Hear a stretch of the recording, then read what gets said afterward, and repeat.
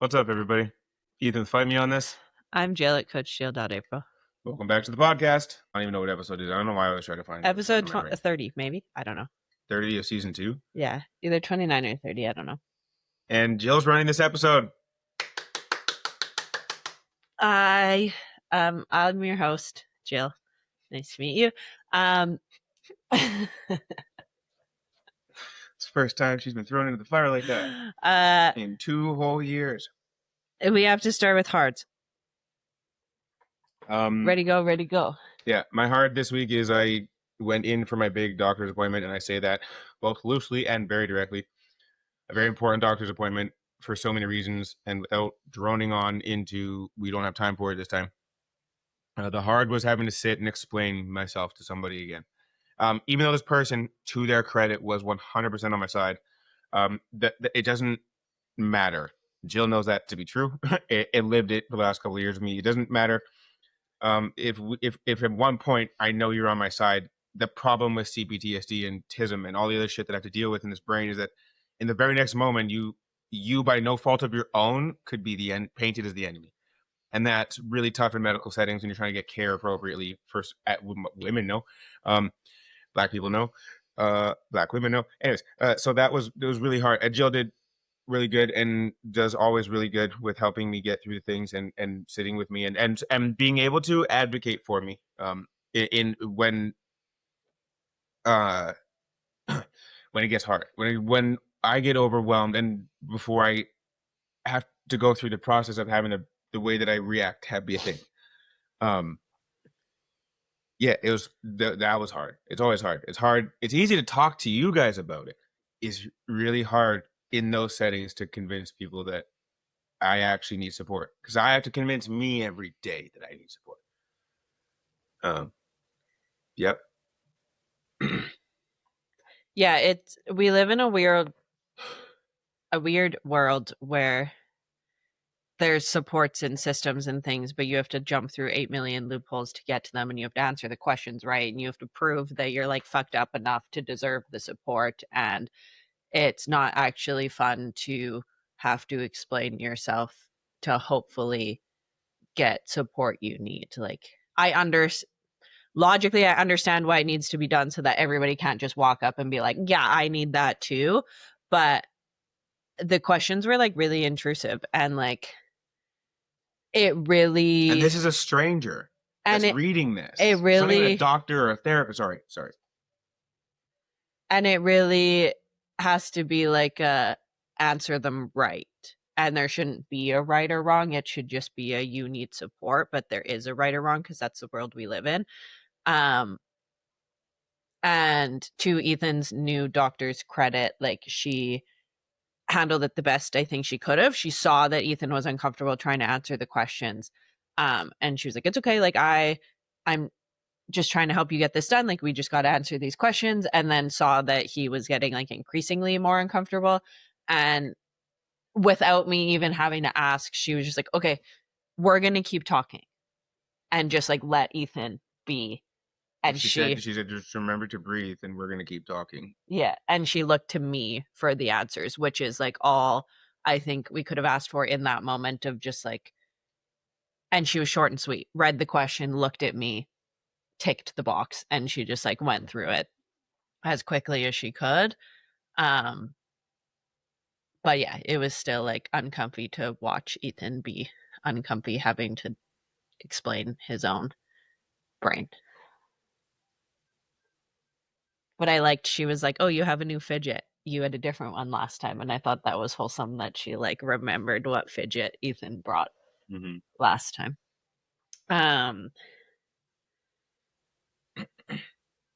Hard. I don't know. I think I had a pretty fine week.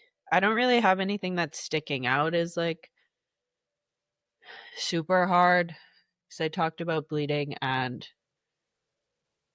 my war wounds last week. Has it already been a week? Yeah. Not from the war wounds, from the bleeding thing. Oh, well, I just. Oh, you know, you're right, because that was our fucking. Because we both addressed that. That's funny. It doesn't seem. swear it's only been a few days, but no, I'm with you. Oh, I do think my heart, and I don't want to like go on a super long spiel about it, but I think a heart and something I've been working on in therapy for a while, but something I like need to put more effort in. Um, Ethan said it to me for a long time, and I've always just been like, no, that's not true. But I actually really feel like there's a piece of my brain that thinks like nothing is good enough from anyone ever. Um, and that like sucks to realize that like it's me that's the problem actually. Like it's not that people aren't doing enough or that people aren't doing the right things. It's that like in for whatever reason in my brain it doesn't register as right or enough or whatever. And it really stresses me out sometimes because Ethan says it to me when we get in tiffs or when we're in like working through an issue is he will always be like, I'm trying. And I never want him to feel like he's not trying. And I never want people to feel like they're not trying around me. And that's what I've really noticed in the last month that like it's a me problem that like people can do the things and I'm still just like, yeah, but and I would like to not live in that headspace. Like, yeah, I don't like that my brain defaults to like, okay, but you could have done more, you could have done differently, or you could have done it sooner. Like, but I also think that's how my brain operates for me. And it has created a business, it has created the life I have, but that doesn't always mean it needs to be 24/7. And I don't like that I put that on other people. So Yeah, like it sucks when it happens, and it's never that thing directly combats my things in the I'm like, I swear I'm doing the thing. Especially it can be something so simple as like the like dishes is a common one. Like I literally have like there was a span of 10 days where Jill didn't touch a dish, and then on the fucking one day that I didn't get it done in the last period of 10 that's been consistently Jill's way of doing it, just because I had the time, I got busy, and then Jill had one of those moments, and I was like, I don't hold on, did you see that for 10 days you haven't touched a dish? And that was the first time she hinted that it's been frustrating to be that way. And she never like openly admitted to me. So it also immediately made peace for me. Yeah, it even happened yesterday. Like Ethan's partner was over and Ethan sent me a snap of his partner putting stuff in the dishwasher.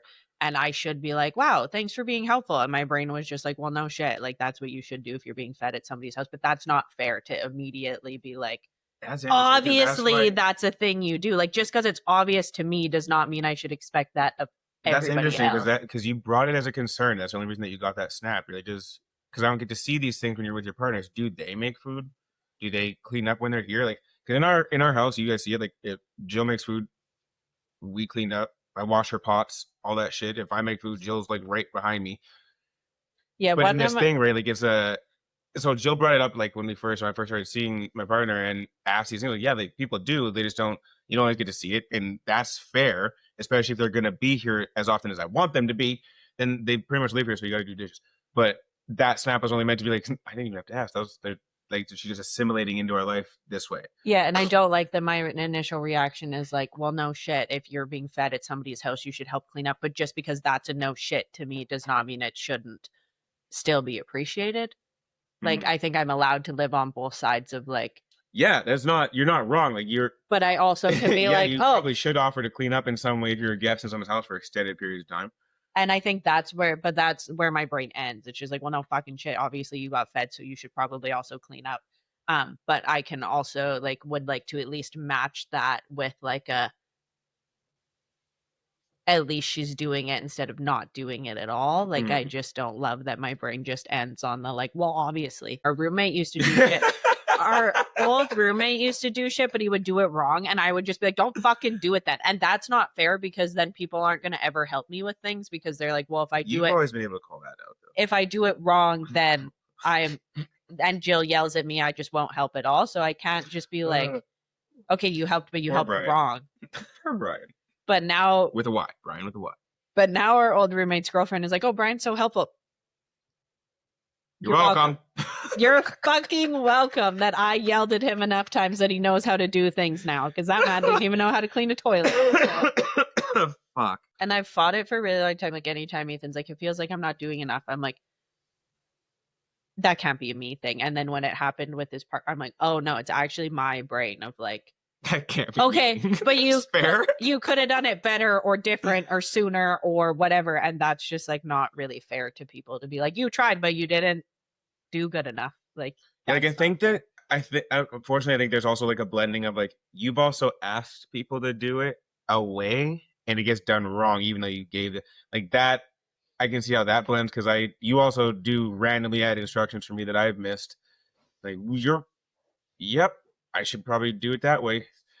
We never agree on how to stack the dishwasher effectively, but you know, they come out dirty every time she does it. So I think like it's really the you know, whatever it It is. can't be worse than the one time our old roommate's girlfriend did it. So Listen, it was hey, whatever. That shit was almost burned wild. the house down. That was wild. But did we do Joyce yet? or are we just No. giggling about it? Okay, cool. Uh, fuck, I can't think at the moment. Oh, yes, I can. I got to be black all weekend, and it was a fucking riot. I'm black every day of my fucking life, but my God, when you put me in a room full of black people creating art and sharing culture and getting to do it at a full volume in appreciation of black excellence and our blackness, it is holy fuck fun. Woo! It is so much fun. It is so much fucking fun. There is nothing like black joy on this planet, and there was so much of it this weekend. I can't feel better. Yeah, I got to, well, didn't get. I asked if my parents wanted to come to Five Artists One Love. It was actually Ethan's idea. And to everybody's surprise, they were like, yeah, we'll come. And I was like, Yeah, I was not expecting that. I was like, okay. Because usually I go to my parents for dinner on Sundays, but I think that's Five Artists One Love was happening. So, and I know my parents are always sad boy hours when I'm like, sorry, I can't come for dinner, even if I've seen them in a different way. I know the autism, and my dad is like, but it's Sunday and you come for dinner on Sundays. Like, so I was like, do you want to come to Five Artists One Love? And I didn't know if they would because it was a Sunday night. They had to work the next day, whatever. And they were like, yeah, we'll come. We'll grab tickets. And my mom had fun because she was like, I love live music. And I was like, you do? When did you start loving live music? And then my dad's autistic. So he was just like, I'm learning so many things. And I was like, love this. And my dad was so funny because we went for dinner before and he was like, are we going to be the only white people there? And I was like, well, no, there'll probably be like a handful of white people. He was like, I mean, I don't care. Like, it's fine. It's whatever. Like, I'm fine with being the only white person. I was like, you're also allowed to like information gather before we go to a thing. But it's just funny. He's like, are we going to be the only white people? That possibly, Dad. He's like, well, that's okay. We'll go together. I'm like, yeah, don't worry. I'm like pretty used to being one of the few white people in these settings. So come with me. We'll be fine. But it was just cool. Like, hey, Jim. I also think back, like, we've come a long way of like setting boundaries with my family and integrating our life with my family and letting my parents into our life. And it's like cool when they accept the invitation and then also like with love, don't fuck up the invitation either. You know, like they came, they enjoyed, they took in, they left at intermission because they had to work. That's fine. Do whatever you want. But they weren't like, wow, that was boring. You know, they didn't like give me a reason to not invite them to things. Mm-hmm. Yeah, and it was cool to have the idea. And like I know in the moment of thinking to invite them, it's about all the things that Jill said that they enjoyed. An opportunity for her to share the things that she enjoys doing with me, with her family, or her people, or her parents, however you want to call it, talk about it. But also to extend that offer to them because I don't vibe very well, as everybody knows, with anybody's parents in general, white people. But yeah, it was very cool to hear their experience, and I'm genuinely glad that they got to have a good time. And on to today's topic. I'm now back to reminding everybody that this episode is being run by your host, Jill. Hi. I don't know what's about to happen. I saw this trend on social media where you ask your partner all of these questions. So you're actually answering things about me, but I'm asking them to you. Okay. Okay. Ready? You bet. If I disappeared for 24 hours, where's the first place you would look? If you disappeared for 24 hours, like no contact to even me? Yeah. You poof gone for 24 hours. Where's the first place First you're place I'm looking? going is to your parents. Second place is I would make my way to Jasper, actually. I would head that way first and go west and see if I can catch you somewhere on the highway.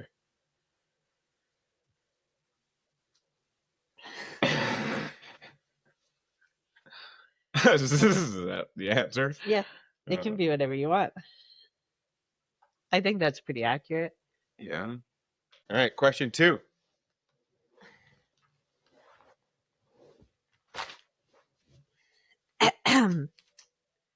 If you lost me in the grocery store, what aisle would you look in first?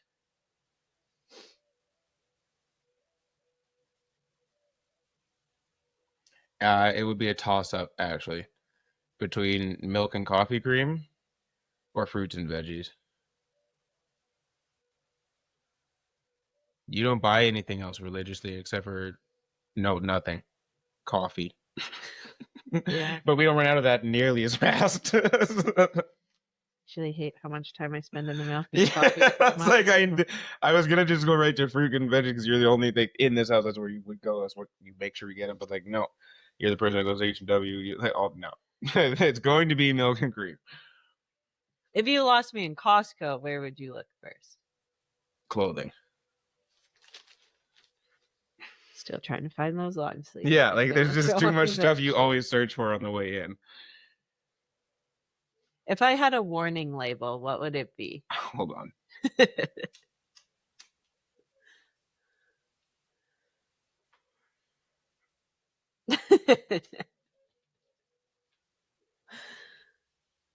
So here's the thing. A warning label. Yeah. How much print is in the warning label? I'm just out of curiosity. If you came with a warning label, they only warn you of bad things, not the good ones. So, let's see.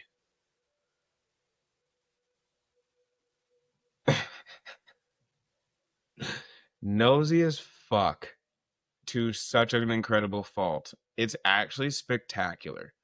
It's like it's so involuntary. It should be studied in like you're gonna have to cut her brain open too.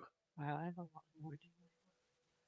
That's where it's gonna stop because if I say you're gonna have to cut her brain open too, then at least they know that it's not just about the warning label. What's one thing you would never let me be in charge of? Time. Children that aren't mine.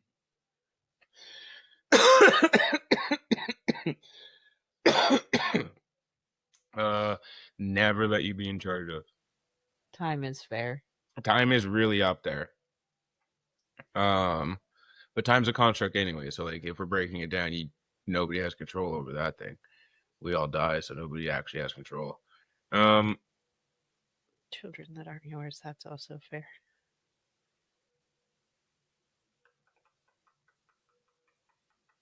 Yeah, I'm just gonna say time. I don't think there's like really anything else that I wouldn't. You're pretty like you do enough things and have enough tolerance, and are still recovering people pleasers. So like, I'm sure there's not like many things you can't be trusted with. What is my go-to excuse when I don't want to do something?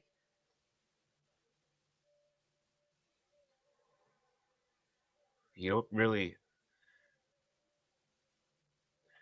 This one be tough for me because you try to make excuses and my brain's like, yeah, but that's not it. Just say you don't want to do it. So you do to me. I don't know because you don't make shit up for me very often. Jill usually blames me for shit when she doesn't want to do it. Like, no, Ethan's got this thing. I used to blame my mom. like I don't just like it's not very often, but like even when she doesn't want to do it, it's like it's because I have something to do, which is not always lying, but yeah, either blame Ethan or I like come up with a reason of why I need to be home. Like, oh, I actually need to. Which also pertains to me. But that got ingrained in me from a child because my mom used to tell me because I used to like do things even though I didn't want to, and my mom would just be like, blame me. You don't want to go do something with your friends? No, Say but my that's like, mom won't let me. So that's what I mean. Like, it's you use me and the fact that on every version of ways to contact me, I'm busy as fuck. I'm well, doing and it's shit. really easy because we share a car. Yeah. So if I it guess like maybe on that so if it involves me being away from you. if it involves me having to drive somewhere, I'm just like, I don't have the car. Yeah. And I wouldn't use that excuse to somebody I actually wanted to spend time with that would also offer to pick me up, because like my two friends would both be like, no worries, I'll just pick you up. So that's like, if you ever ask me to do something and I'm like, I don't have the car, I'm either telling you the truth or I just don't want to hang out with you. So because there's only certain people that I know will be like, no worries, I'll come pick you up. And I wouldn't use that excuse with those people anyways. Yeah. Yeah. What weather pattern would our relationship be? When the fuck did I become a meteorologist? I knew you were gonna make that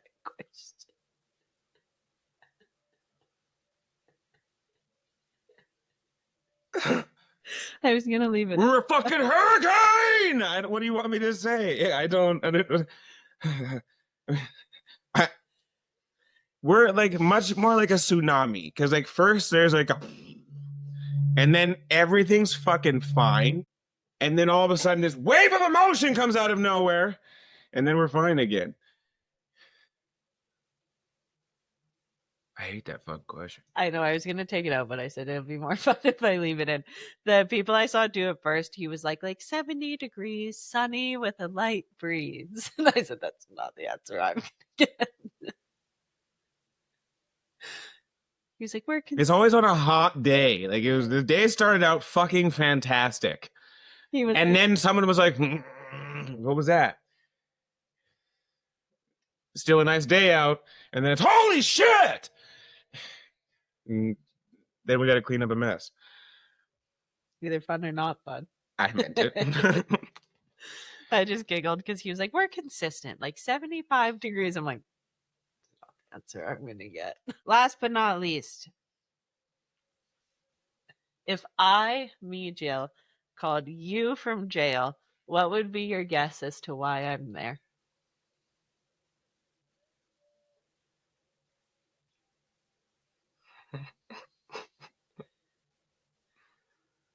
This is a call from blah, blah, blah county jail. Do you accept?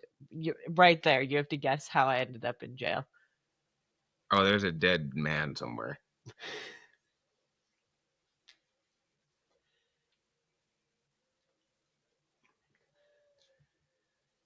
Probably in a store. Maybe the gym. There's a dead body somewhere, though. That's all I'm saying. No, it won't be a woman. Yeah. Unless it was his woman, then it might be a double homicide. Fucking. The couple I watched that did it was like, oh, a cis white man said something sexist or racist to you. He said my answer might be similar. Mm-hmm. Yeah, most likely a man is dead somewhere because he was being a fucking asshole to whatever service worker I was working in the store I was in. Sex included. Because I have Section 8. What? Don't know what that means. I have no patience for people that are rude to service workers, like especially when you can see they're busy doing like lots of things and then you're waiting in line to be helped and then you are like, I can sense your impatience. I'm just like ready to throw hands. It happened at Denny's the other day. There was like the biggest lineup and I could sense that everyone was getting impatient and I was just like, be rude to what staff. That, yeah. I dare you. So he said she was just rude to old white people. So. That was the last question. Yeah, you're dead. I don't think that'd be as fun my way. Those answers are too long. I know. I was gonna get you to like, and I can answer them for you, but I mean, I have most of the answers. If you disappear for 24 hours, no contact. You're about to hear about it on the news. Yeah, either you're hearing about it or you're dead. There's two options. You're gonna hear about both those things on the news. You offed someone or you offed yourself. If I lost you in a grocery store, That happens all the time. You're It's probably because you looked down at your phone for too long and I got distracted. you're probably with the protein or the cereal, or like looking at a diet pop. Protein. If you had a warning label, That might have to be another episode. explosive. Stay with extreme caution. Actually, don't touch it. Don't even look at it. Don't throw the key away. It would probably say proceed with caution and then also explosive. Don't proceed though. Proceed with caution, but don't proceed. One thing I'd never let you be in charge of. Sharps. Sharps or like all of our money. Oh yeah, no, don't do that. I don't even want my money. Your excuse when you don't want to, like to the outside world, you usually say you have work of some kind. To me, it's just I don't want to do that. It's just I'm not. Jill just doesn't. interested. Jill never gets the mask. That's not true. Jill gets the mask sometimes. What weather pattern would our relationship be? Probably whatever is happening outside the last 2 days. It's like sunny for 1 minute and you're like, oh my God, it's so nice. And then all of a sudden the trees are blowing over and it's right. Like, it's just like, where are we going? What are we doing? Roller coaster. It's always fun. If you called me from jail, I wouldn't get that phone call. Like, yeah. I wouldn't get that phone call. People that don't deserve to be alive would no longer be alive. I've told Ethan many times I got his bail, so. I'm just like saving it for when it counts. No big deal. I got it. And if I don't got it, my dad's got it. Lincoln. Yeah, that's fair. I know that might be the phone call I make. Because I'm going to where I know the bank account is, and the next call he's making is directly to the person I might have called first. But hey, I just got a call from Ethan. Hey, you can involve her or not, but if you could come post my bail, I'll explain. If you could just come post my bail.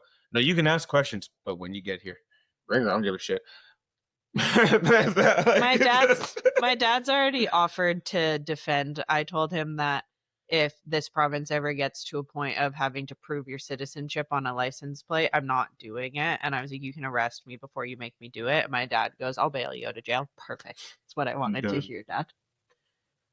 Well, that's it. That's all. I gotta hop into a client call, so thanks for that. Rhymed. Anywho, thanks for hanging. Thanks for being here. The podcast will be up tomorrow at 4 a.m. MST on YouTube and anywhere you listen to your podcast. Yeah. If you want to watch the video version, but you don't want to support Spotify, fair. We do post to YouTube as well. Mm-hmm. And we'll catch you guys. I forgot to say all the handles, but you know where to find us by now. We'll catch you guys next time. Peace.